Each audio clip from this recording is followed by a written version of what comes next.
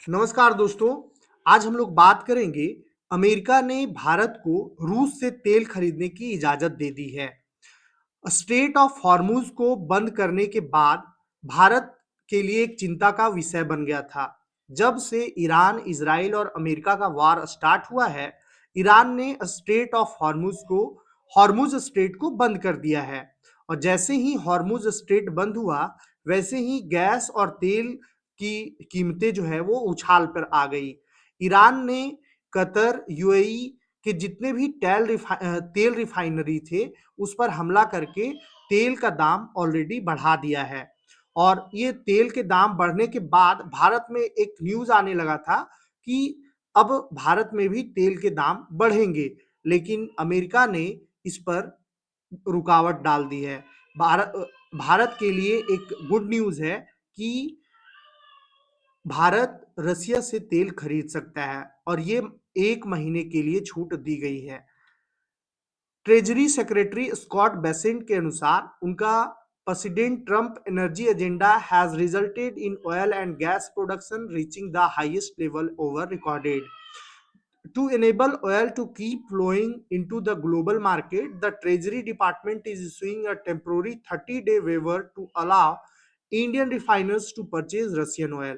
यानी कि 30 दिन के लिए अमेरिका ने भारत को अलाउ किया है कि आप रसिया से तेल खरीद सकते हैं।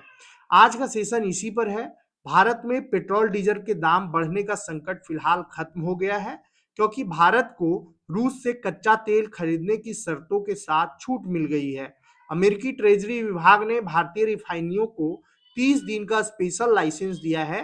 ये लाइसेंस 3 अप्रैल तक वैलिड रहेगा।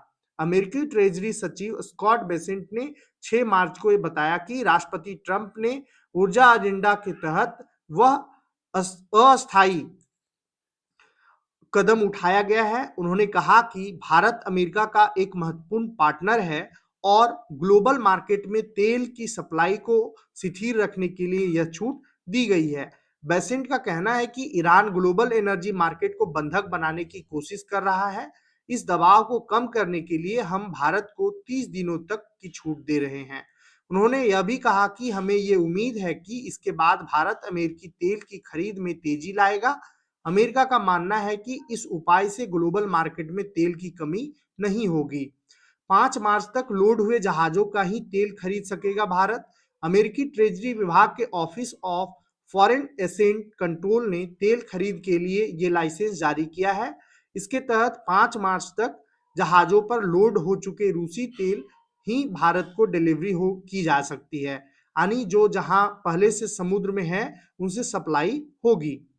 इस तरह से इसराइल ईरान जंग से कच्चा तेल $83 के पार पहुंच चुका था। मिडिल ईस्ट में जंग के कारण स्थिति काफी गंभीर हो चुका है। ईरान ने स्ट्रेट ऑफ हॉर्मुज को ब्लॉक कर दिया है, जहां से दुनिया के 20% तेल सप्लाई होते हैं। इसलिए स्ट्रेट ऑफ हॉर्मुज जो है वो बहुत इंपॉर्टेंट है तेल के क्षेत्र में। अगर देखा जाए तो ईरान जो है वो अरामको, रास तनूरा रिफाइनरी और इराक के रुमैला तेल क्षेत्र जैसे बड़े केंद्रों पर हमले कर दिए हैं।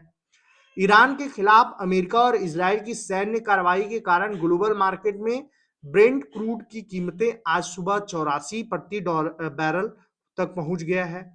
अब इस पर प्रतिक्रिया देते हुए भारत के रक्षा मंत्री राजनाथ सिंह ने कहा कि ईरान संघर्ष के असर पर रक्षा मंत्री राजनाथ सिंह का कहना है कि स्ट्रेट ऑफ हॉर्मुज या पूरा फारस की खाड़ी वाला इलाका दुनिया की ऊर्जा सुरक्षा के लिए बड़ी महत्वपूर्ण है। जब इस क्षेत्र में कोई बाधा या रुकावट आता है तो इसका सीधा असर तेल और गैस की सप्लाई पर पड़ता है।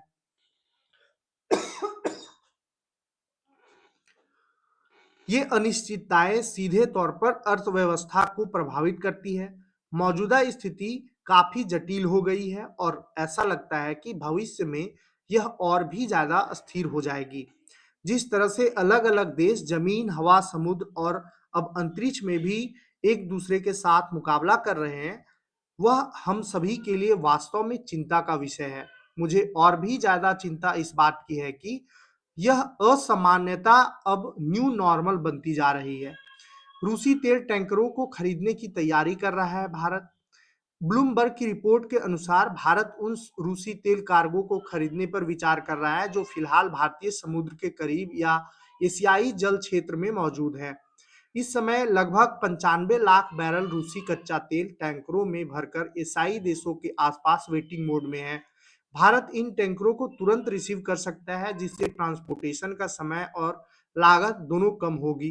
भारत दुनिया का तीसरा सबसे बड़ा कच्चे तेल का उपभोक्ता है। भारत अपनी कुल जरूरत का लगभग 88% कच्चा तेल विदेशों से आयात करता है। भारत ऊर्जा जरूरतों के लिए रूसी तेल खरीदता रहा है। पहले भी रूस के साथ में हम लोगों का अच्छा संबंध था, लेकिन अब यूक्रेन वॉर के चलते अमेरिका ने भारत को मना कर दिया था कि आप रूस से तेल नहीं खरीदिए, यानी कि रूस को प्रतिबंधित कर दिया था, जिस वजह से 2022 में 11 लाख बैरल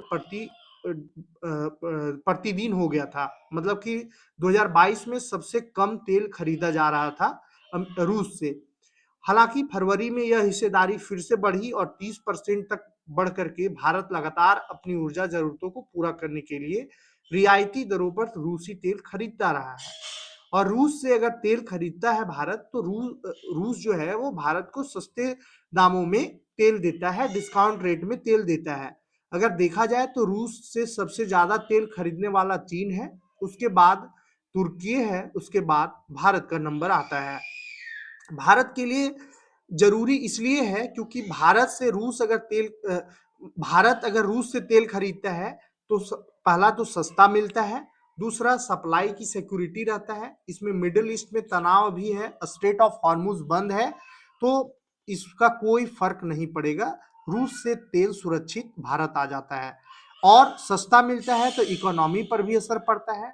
और दूसरा, भारत में पेट्रोल डीजल के दाम बढ़ने की उम्मीद अभी नहीं है। जब अगर रूस से भारत तेल खरीदने लगेगा तो भारत में तेल का दाम जो है वो अस्थिर रहेगा, स्थिर बना रहेगा। ग्लोबल मार्केट में कच्चे तेल की कीमतों में आए उछाल के बावजूद भारत में फिलहाल पेट्रोल और डीजल की कीमतों में बढ़ोतरी की संभावना नहीं है। सरकार और तेल कंपनियां स्थिति पर नजर बनाए हुए हैं और इस अमेरिकी छूट से सप्लाई चेन को मैनेज करने में मदद मिलेगी। धन्यवाद।